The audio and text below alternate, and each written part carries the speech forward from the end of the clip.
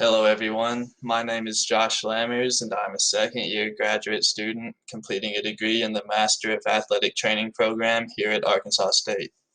With the help from my mentor, Dr. Scott Bruce, and the other MAT faculty members, Dr. Robert Bradley and Dr. Carlita Moore, we have created a lower extremity injury prediction model for intercollegiate female athletes using visual motor reaction time, abbreviated VMRT, and whole body reactive agility, abbreviated WBRA. Here you can see the full poster that we have created based on the results of the research. The purpose of this research is to assess the relationship between VMRT and WBRA to lower extremity injury rates in high-risk women intercollegiate athletes throughout one season. The findings revealed a three-factor model in which if any athlete had two of the three predictors, she was 9 times more likely to suffer a lower extremity injury than those who did not.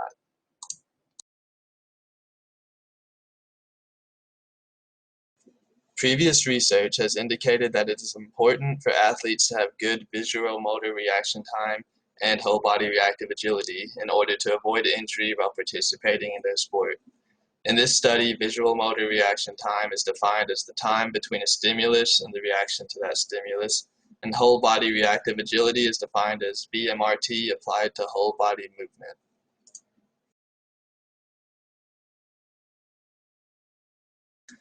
"55 intercollegiate women's athletes were baseline tested on their visual motor reaction time and whole body reactive agility before beginning the 2019-2020 season. The study included 23 women's soccer players, 16 women's volleyball players, and 16 women's basketball players from Arkansas State University. Visual motor reaction time and whole body reactive agility were quantified with reflection edge and tracer respectively. Reflection edge is a 2-foot by 6-foot mounted touchscreen with 2,400 LED lights that athletes react to as quickly and accurately as possible. Tracer is motion sensing technology that tracks player movement and projects it onto a TV screen and requires whole body movement depending on the command given. Athletes completed 3 different reflection edge tests to assess visual motor reaction time. The tests were Big G, a test similar to whack-a-mole where athletes rapidly touch 30 illuminated squares as they appeared on the board. Go, no go, a test requiring athletes to touch green lights and avoid red lights. And Rail, a test where athletes would touch purple lights with their right hand and yellow lights with their left hand. Athletes completed 4 different tracer tests to assess whole body reactive agility. The tests were lateral agility, athletes would move left or right depending on randomly generated directions. Lateral flanker, athletes would move left or right in response to a middle arrow that flashes on the screen. Diagonal agility, similar to lateral agility but at a backwards angle. And diagonal flanker, similar to lateral flanker, but at a backwards angle also. Players also filled out a Sports Fitness Index, or SFI, survey, and lower extremity injury was documented throughout the season for each sport.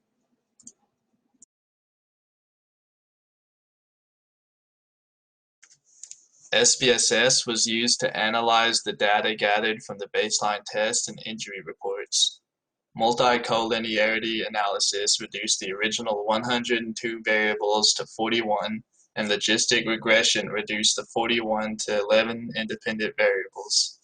Cross-tabulation was used to reduce the number of predictor variables from 11 to 8, and binary logistic regression quantified associations with the predictors to create a 3-factor model.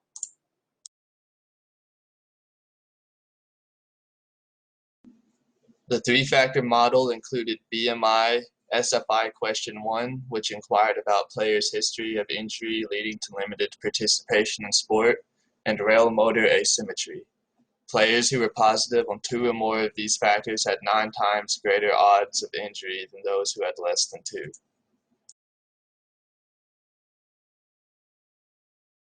This evidence reveals that visual motor reaction time and whole body reactive agility can be used to assess which players have a higher risk for lower extremity injury occurrence. Determining the athletes at risk can lead to the remediation and lower extremity injury prevention among women's intercollegiate athletics and can be used as an injury risk factor for athletic trainers working with these athletes.